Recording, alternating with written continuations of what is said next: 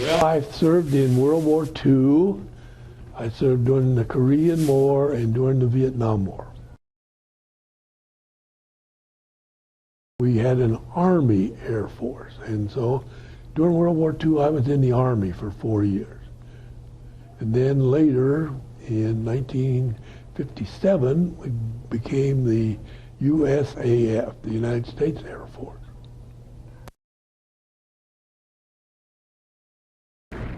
Well, I started out as a private, and then I was an aviation cadet, and then a second lieutenant until I retired as a colonel, finally. I had many jobs, as most officers do, but my basic job was flying airplanes. I was a pilot.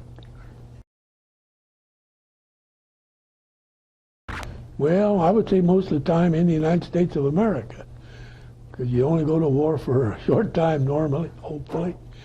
But during World War II, I went to Europe, and I was over in Europe for about 2.5, almost 3 years.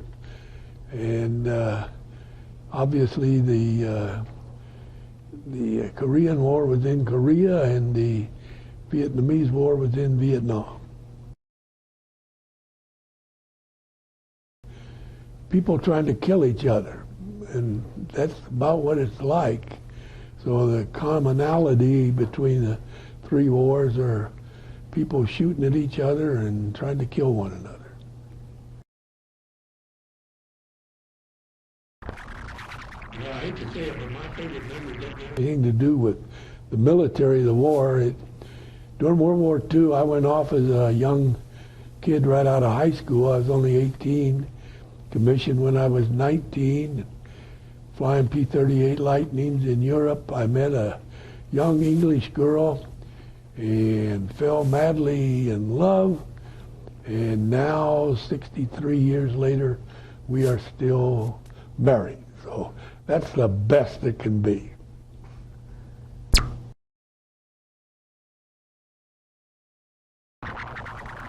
Oh, golly, many of those.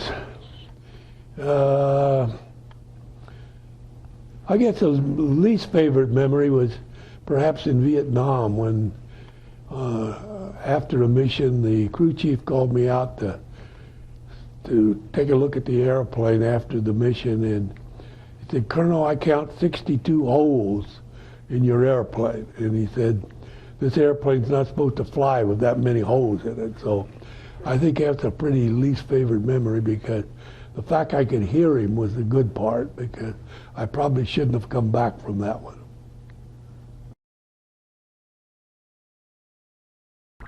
No question about that. I never even thought about military when I was a school kid like you are. When I graduated from high school, however, during the senior year that I was in high school in 1941, the Japanese bombed Pearl Harbor, and World War II started for the United States at that time. So there was no doubt in my mind what was going to happen when I graduated from high school in June of 1942. So it was just a question of what I was going to join and hopefully what I was going to do. And in all honesty, I wanted to be a Marine. The Marines wouldn't have me. At that particular moment, they didn't seem to need me. So I joined the Army Air Corps.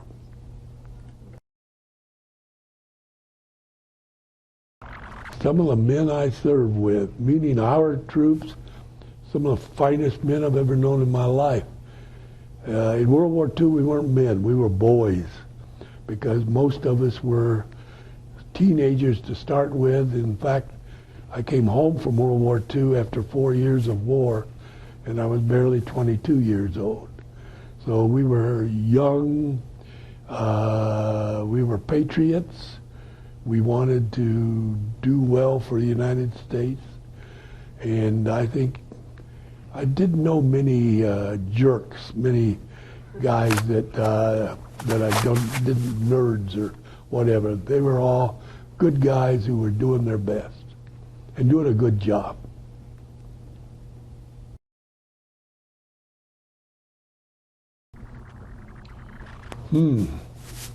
time off is something you really don't have too much of, especially in a war zone if you're in the military. You don't know one day from the other. They're all days of the week are the same. I know in Vietnam, I remember very vividly that we would say today's a red day.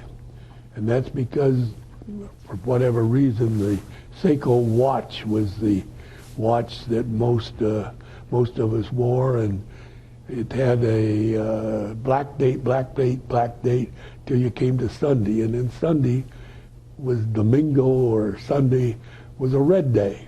And so as a consequence, when it was a Sunday, you knew it was a Sunday, not because you were going to church or whatever, because of the red date on your watch. I think most of the time, when you weren't doing something militarily during the war, you were probably sleeping and resting. Probably a good adage. Eat when you can eat, and drink when you can drink, and sleep when you can sleep.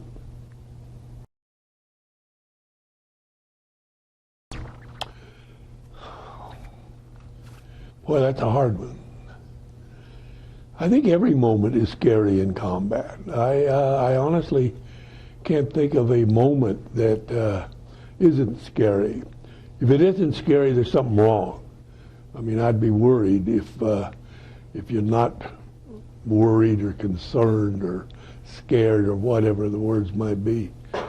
But you really don't need the word combat, because in flying aircraft, in what at the moment is a high performance aircraft, it really doesn't matter whether somebody's shooting at you or not.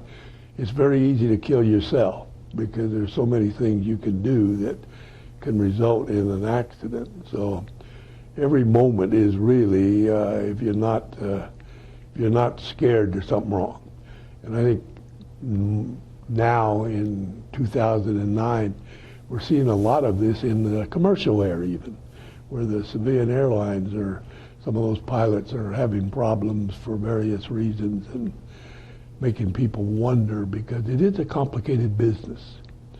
And if you're having other people trying to shoot you down or whatever, or blow you up, that makes it even scarier. But I would say that in combat, if you're not fully scared, it's almost all the time there's something wrong with you.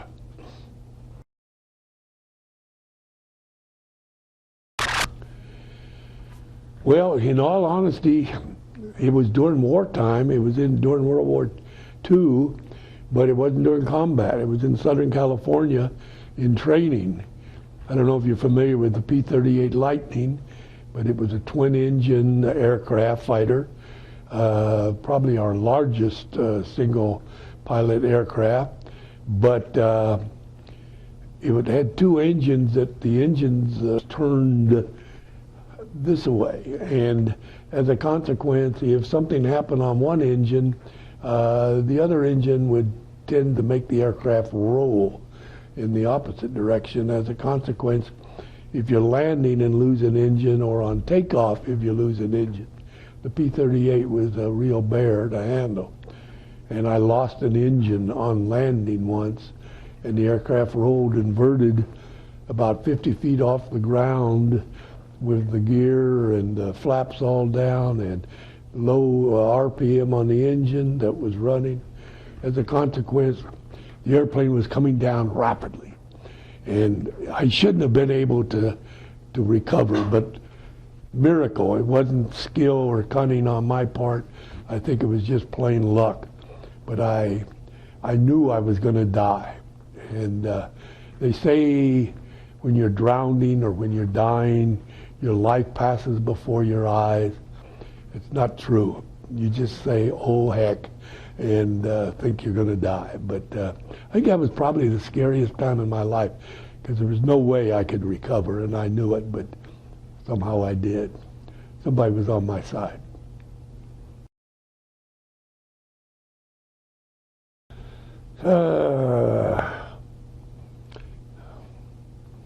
Injured, but again by my own hand, because I was doing ejection seat training during the years of the Vietnamese War, and we had what we call hot seats, rocket seats, to shoot you out if you had to get out of the aircraft to eject.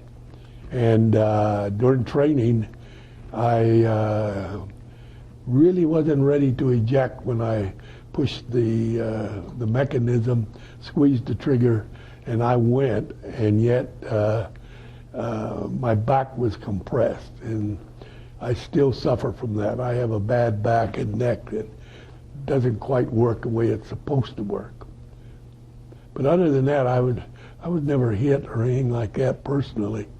So I would say I was very fortunate.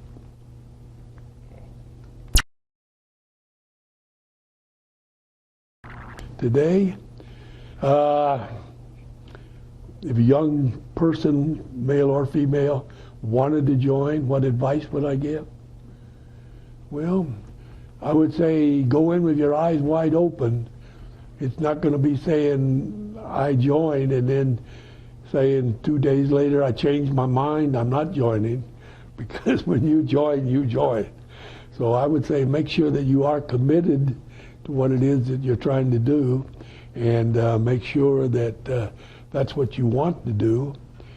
Certainly, I know a lot of the young people, especially living here close to the Air Force Academy. In fact, both my sons-in-law graduated from the Air Force Academy and became pilots.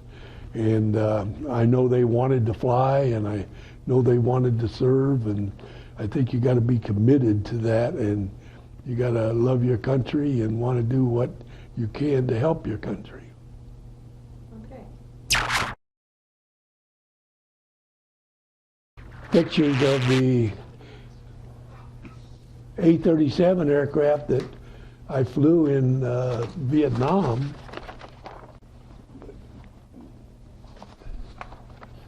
I don't know. Can you pick that up on your camera?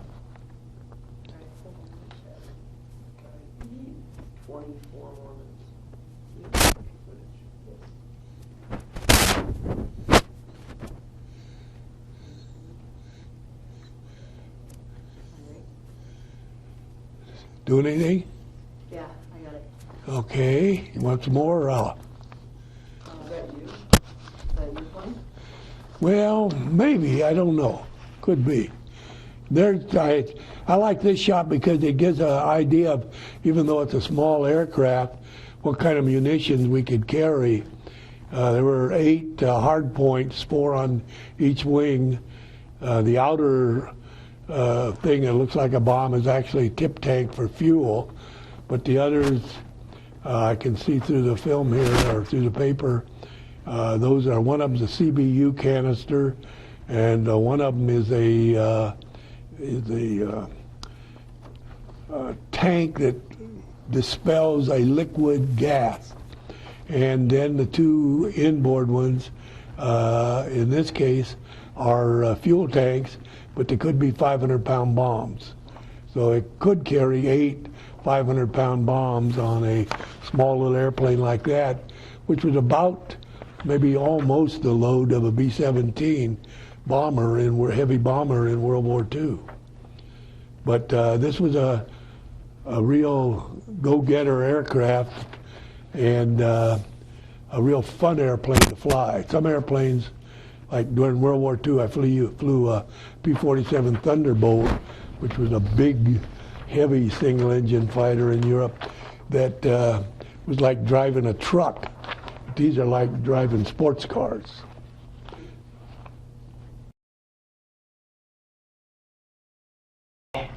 No question. The P-38 Lightning was the greatest aircraft ever built. I just love the P-38 Lightning, and I belong today to the P-38 Pilots Association. And in fact, last night I was on the internet and ordered a new CD and DVD and a flight manual that the association has just put out, which is a wonderful collection of things, and I give them as gifts at Christmas. So P-38 Lightning, great airplane. I guess it was the one I told you about there of losing an engine and still surviving, perhaps. But just everything about it. I'm going to use a word that in the English class we wouldn't use.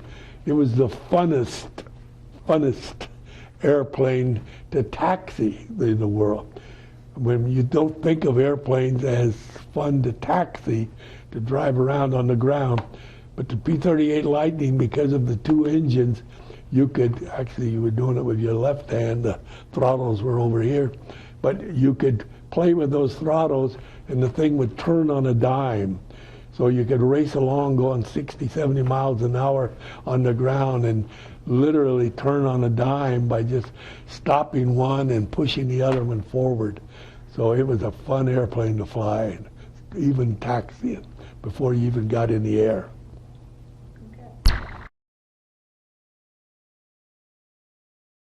Thunderbolt, that was the one that was like a Mack truck. It was big, strong, heavy. Towards the end of the European War, as General Patton and after D-Day and his troops and the Third Army were moving across France and into Germany, the P-47 and the P-51 were most of the aircraft used to support the armored on the ground, the tanks and such. And the P-47 Thunderbolt, because it had what we call a radio engine, it was air-cooled. P-51, the P-38, and others, most of them were liquid-cooled. So you could actually shoot them down with a BB gun if you happen to hit a coolant line. Literally, the coolant runs out, the aircraft engine will overheat and seize and won't operate. But the P-47 Thunderbolt was air-cooled, and it could stand and take a terrific beating and yet keep flying. So P-47 was not a fun airplane to fly, but it was a real warrior airplane. A-37 is this one that we flew in Vietnam, yeah. That was my last airplane that I flew in wartime.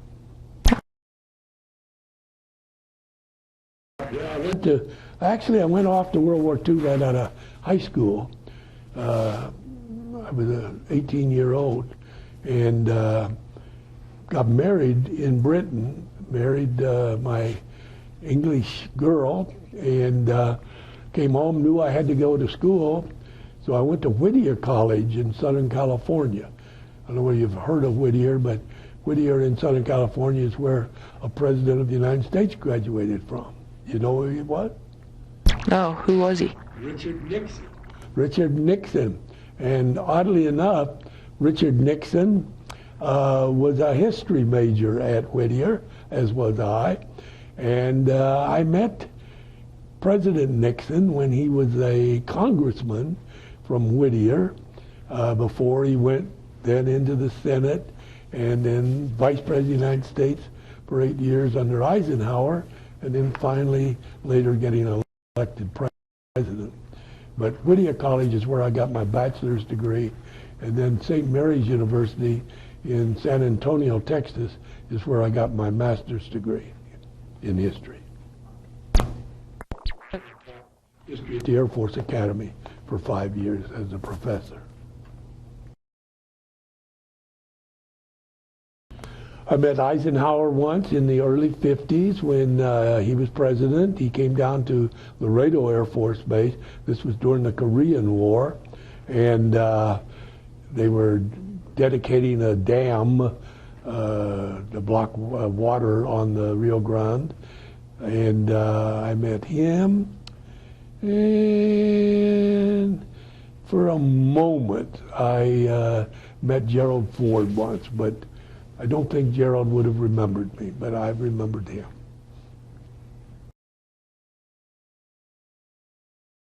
Wonderful. Oh, during the wartime.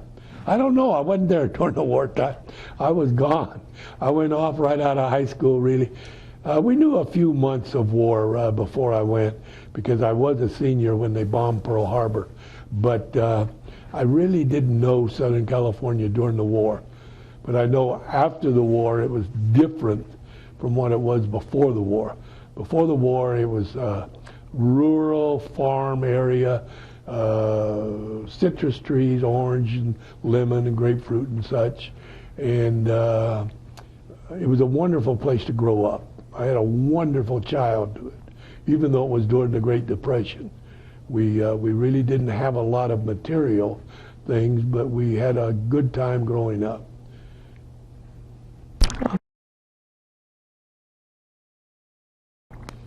I liked World War II the best, but again, I am probably biased because that's when I met my Eunice and we fell in love and got married. Also, I think World War II was a different war. It was a good war. It was a war that had to be fought. It was a war that had to be won. I guarantee you we would not be sitting here today if we had not won World War II. World War II was a war for some very survival of democracies and good things in the world. Hitler and Tojo and Mussolini, the bad guys, really had different ideas about what the world should be like. And so it was a good war from that standpoint. It was a war that had to be fought and a war that had to be won. I don't want to seem unpatriotic or anything, but in my mind, at least, the Vietnamese War was a dumb war. And it was a war that perhaps had to be fought, I don't know, but if it did, I didn't understand why. It seemed like it was ill-conceived, and we really could have won the war militarily if the politicians had allowed us to, but I don't think that's what they wanted. So as a consequence, it was a politician's war. So from that standpoint, definitely, the year in Vietnam was my worst year in my life.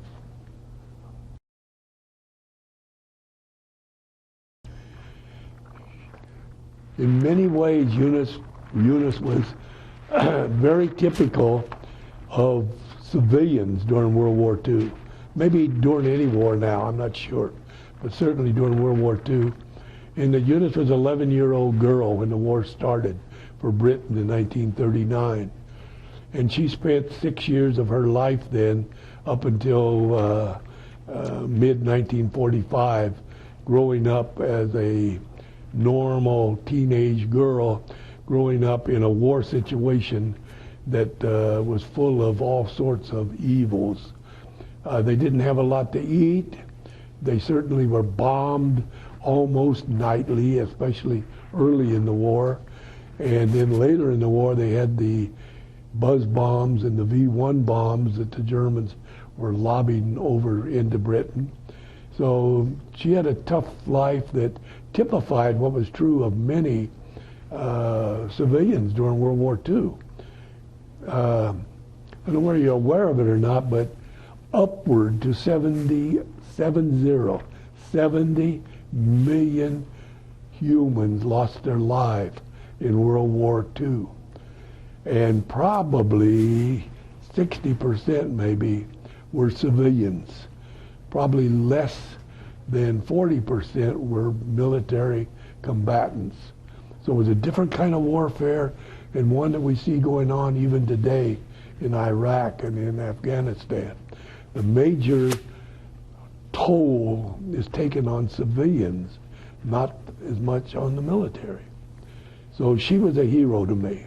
She was a true combatant in World War II. She saw more blood, as far as I'm concerned, than I did as a military man, because I'm up in the sky, pretty blue skies flying around, while she is down being bombed nightly. So she was a true hero to me. What happened there? Well, that was during the Vietnam War, and that was in the A-37. And the mission of the A-37 is what we call close ground support. What we're doing is dropping bombs, dropping napalm, strafing. We had what we call a minigun, a Gatling gun in the nose where the barrel turns and it shoots about 7,000 rounds a minute.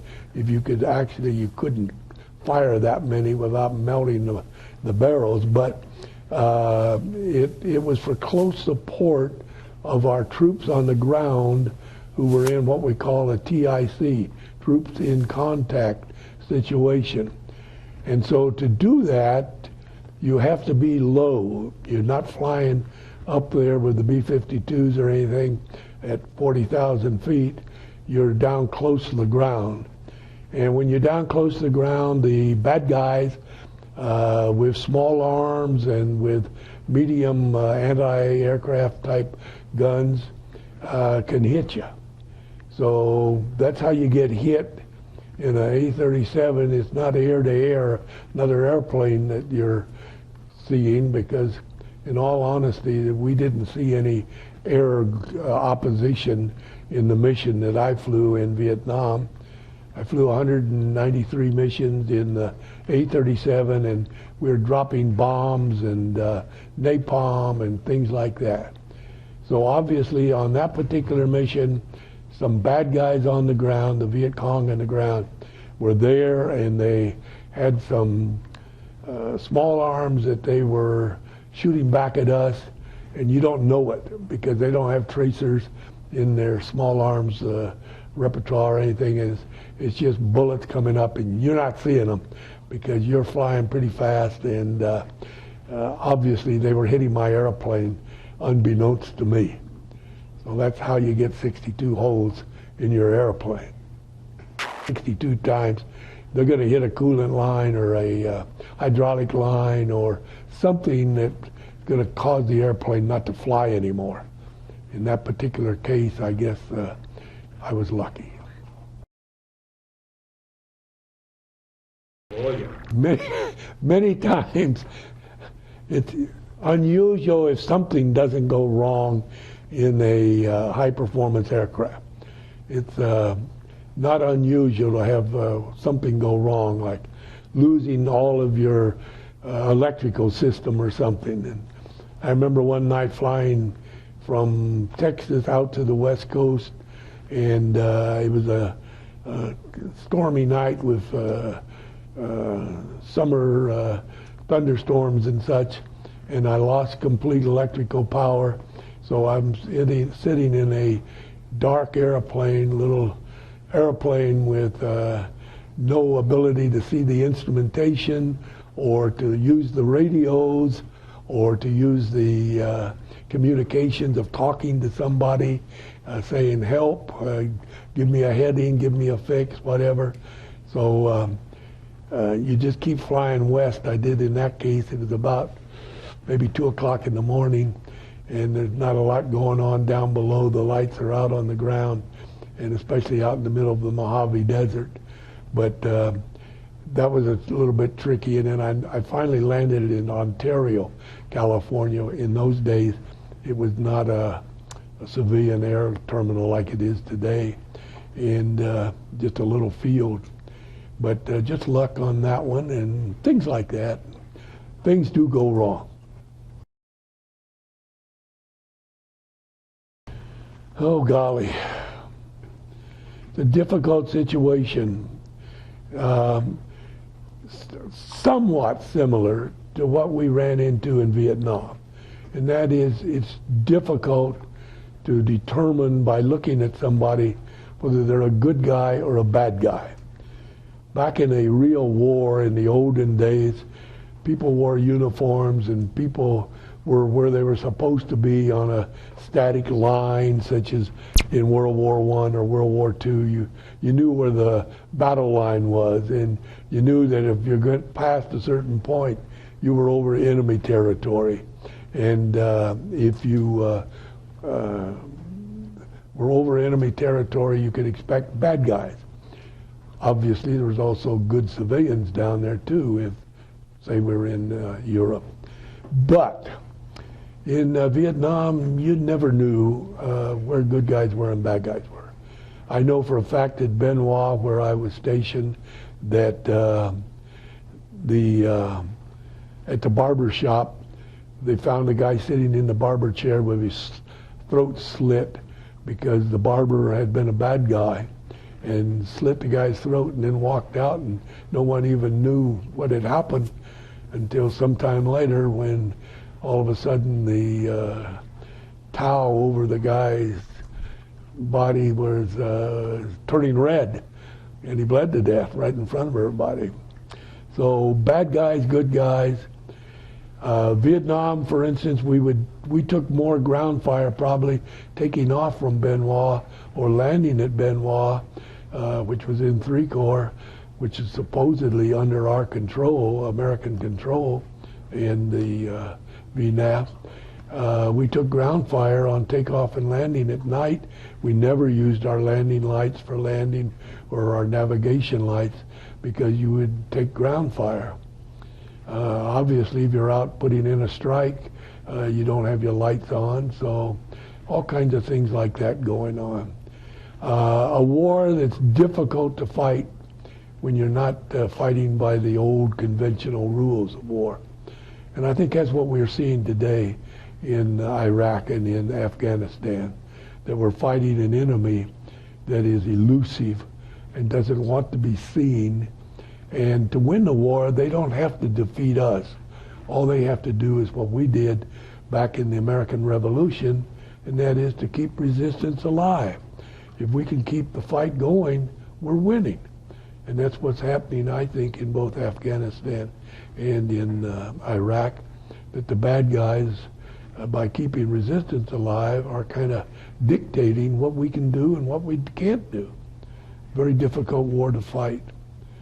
I'll be real honest, I don't know how you win that kind of a war.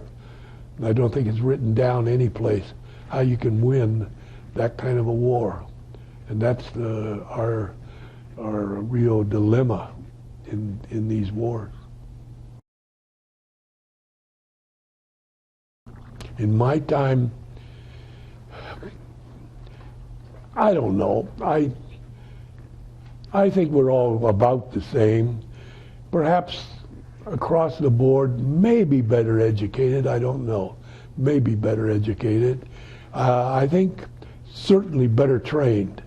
I know for a fact that the flight training that I received in World War II, I was 19 years old when I graduated from flying school, and how I didn't kill myself is a miracle, because our training methods and our knowledge of how we should train.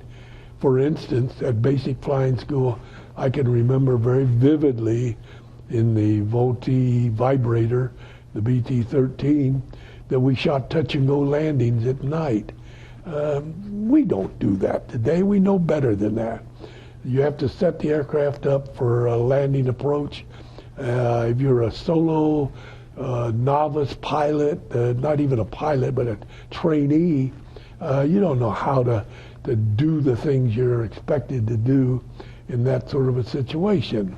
And I can remember at Malden, Missouri, where we actually lost 5 or 6 cadets flying one night in Missouri during the war by killing themselves, because they'd roll in back trim tab, elevator trim, they would not do things in a proper sequence on a go-around, and the aircraft would stall and crash.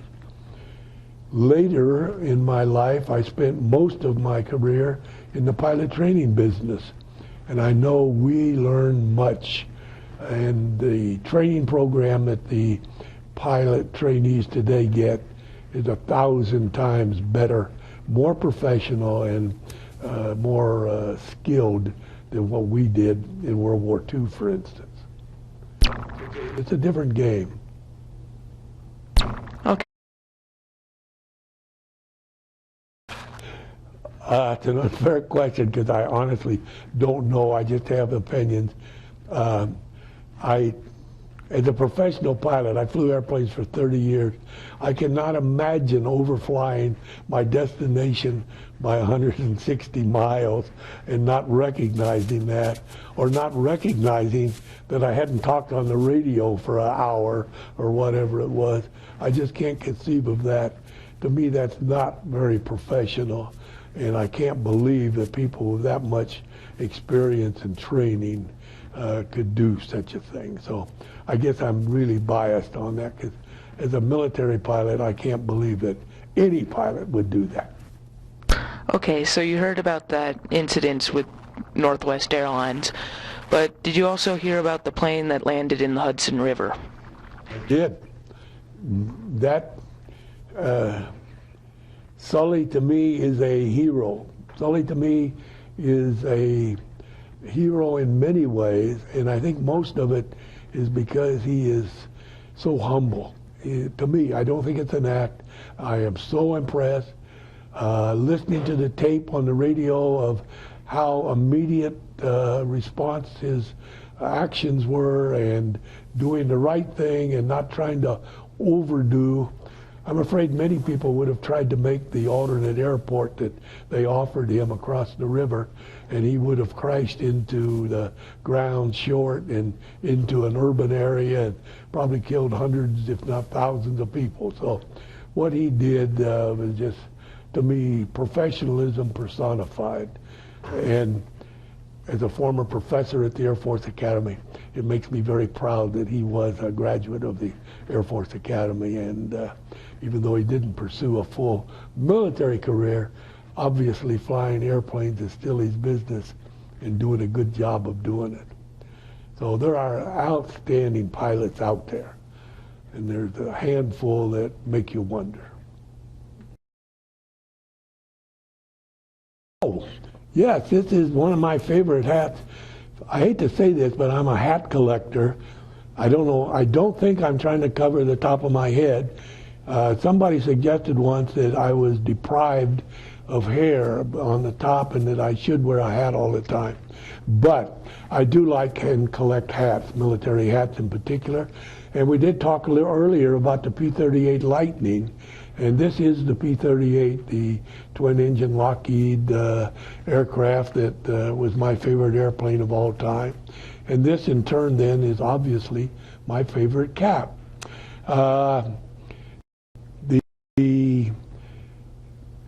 The ribbons that you see there are the middle one is the important one, because that to me is, that's European. That's the ETO ribbon, European and Mediterranean Theater of Operation. And again, because of Eunice, that is my spot. We still go to Europe almost every year now that I've retired. But, I just want to say in closing that I appreciate all the good work that the Lewis Palmer Middle School TV production people do, and I appreciate your wonderful questioning today. It was very helpful. Thank you very much. Thank you, and thank you for taking the time off for this interview.